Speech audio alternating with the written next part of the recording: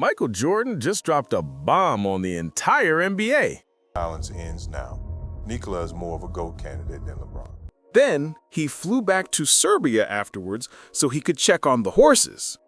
Now contrast that with the path of a typical, hype-heavy American prodigy. Guys like LeBron walk into high school surrounded by brand deals, flashy clothes, and media buzz. And that leads us to another bomb MJ dropped. MJ is throwing some serious shade, and we all know exactly who he means. But is he wrong, though? While others chase fame, Jokic chases greatness. That's a real GOAT. Think about it. LeBron has been a media circus since like high school. Cameras following him around, national TV coverage, endorsements popping before he even had an NBA contract. People were gifting him cars and houses before he even set foot in a game. You see, drama and cameras, that's LeBron's area of expertise. And that's why Nikola is the opposite of LeBron in every sense. He was drafted 41st overall by the Nuggets, and he went in quietly, put in the work, and the Nuggets went from an okay team to one of the biggest in the West. The Runaway, on the other hand, abandoned the Cavs to join a bigger team and win championships. So MJ is basically saying, chasing fame and giving yourself the title doesn't make you the GOAT. And let's be real, he's totally right. If you ignore the random social media takes and critically look at the numbers and the context, Jokic is not just a really good player, he's changing the game. All right, let's start with peak impact. I'm not talking highlights or dunk compilations. I mean pure dominance. Jokic's highest player efficiency rating was 31.3 in 2021, while LeBron's highest player efficiency rating was 30. How about true shooting? Jokic's highest was 65.1% that season. LeBron, at his true shooting peak, was 58.6%, meaning Jokic is 6.5% more efficient per shot while managing center-level defensive attention. What about his BPM? BPM basically tells you how much a player is affecting the game every second he's on the floor. Nikola hit plus 10.4 at his peak, while LeBron's best is plus 9.7. So even when LeBron is at his best, Nikola is still impacting the game more. That's insane because he doesn't just get by on speed or athleticism like LeBron does. And here's another part that blows me away. Jokic has never needed a superstar beside him. Remember the 2022 season? Even without Jamal Murray, Nikola still carried Denver to the second-best record in the West, turned Michael Porter Jr. into a star, and basically ran the team like he owned it. And it's not just Michael Porter. All of his teammates and former teammates admit how much of a beast he is on the court and how much he makes other players better. In fact, Gilbert Arenas once said he picked Jokic over Giannis, Curry, or Wimmy. You can go Jokic. You have to in the whole league. Jokic over Giannis, Jokic over Wimmy, Jokic over Curry, Jokic over, like the only... And it's not just teammates. Even Draymond Green, who was his opponent at the time, actually thanked him for improving his game. And now you are an NBA champion, Nikola. How does that feel? It's good. It's good. The job is done. We can go home now. But LeBron, he's a whole different story. He always needs the help of other superstars to elevate his own game. Look at the Lakers' 2021-22 season. Anthony Davis wasn't around, and suddenly the Lakers were struggling. Even in 2022, they brought in big names like D'Angelo Russell and even had to bring Luka Doncic this year just to make the offense click. Take away the co-stars, and LeBron's magic starts to fade. So when you stack it all together, peak efficiency, advanced metrics, playoff domination, breaking elite defenses, elevating teammates, and clutch consistency, Nikola has every tool in the box, while LeBron has high points, staying in the league for 20 years, theatrics, and forcing everyone to call him the greatest. But if you have watched the NBA long enough, you know that longevity doesn't equal dominance. Marketing doesn't equal respect from legends, and MJ said it loud and clear. Jokic is a better candidate to be the greatest of all time compared to LeBron. But if you don't agree, just take some time to watch Jokic play.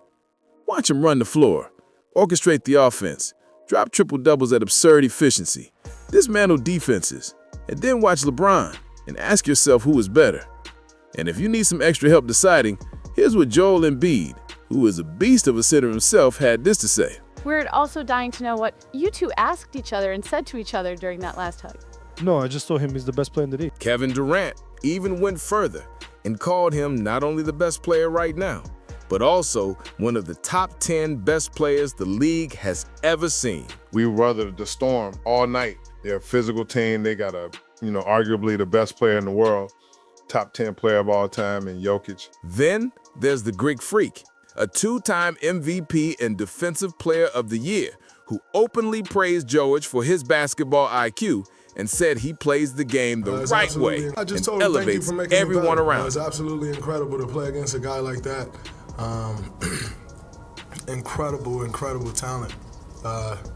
Just told him thank you for making me better.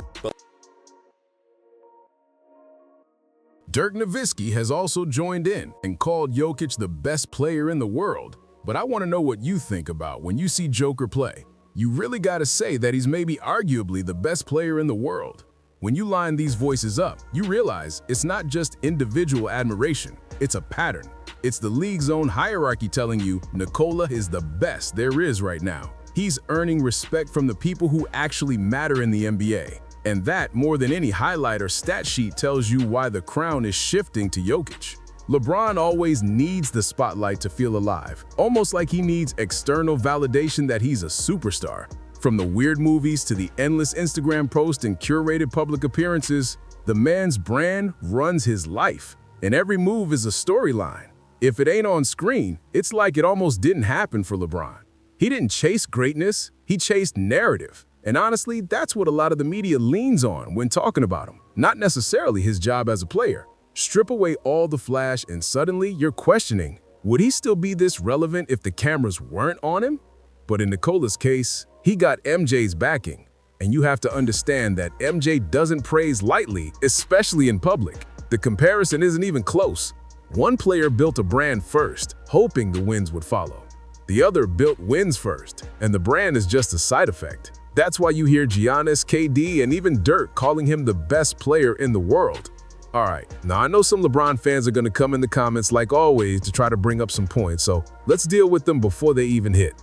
First off, longevity. Yeah, LeBron's been around forever, but we're talking peak dominance here. Nikola doesn't need 2 decades to prove he's elite. He's rewriting what a center can do right now.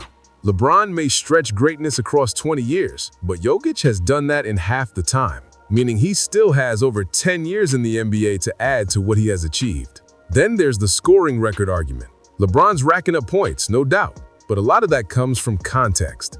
LeBron's greatest and probably the only significant asset he has is his athleticism. Plus, he's playing offense.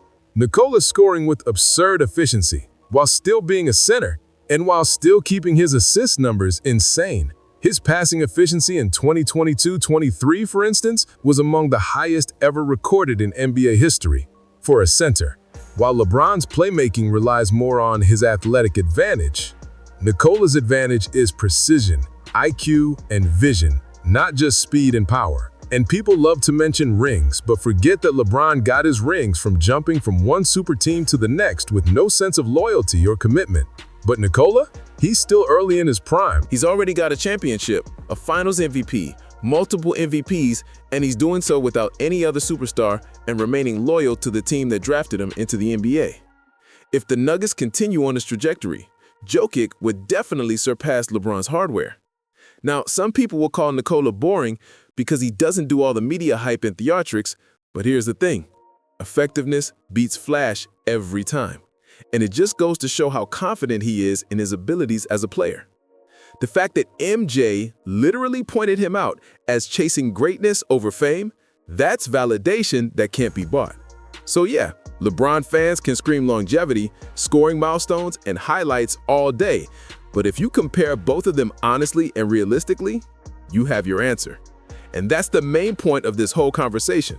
Nikola Jokic isn't just stacking stats. He's quietly dismantling every expectation and proving that peak brilliance and dedication beats hype any day.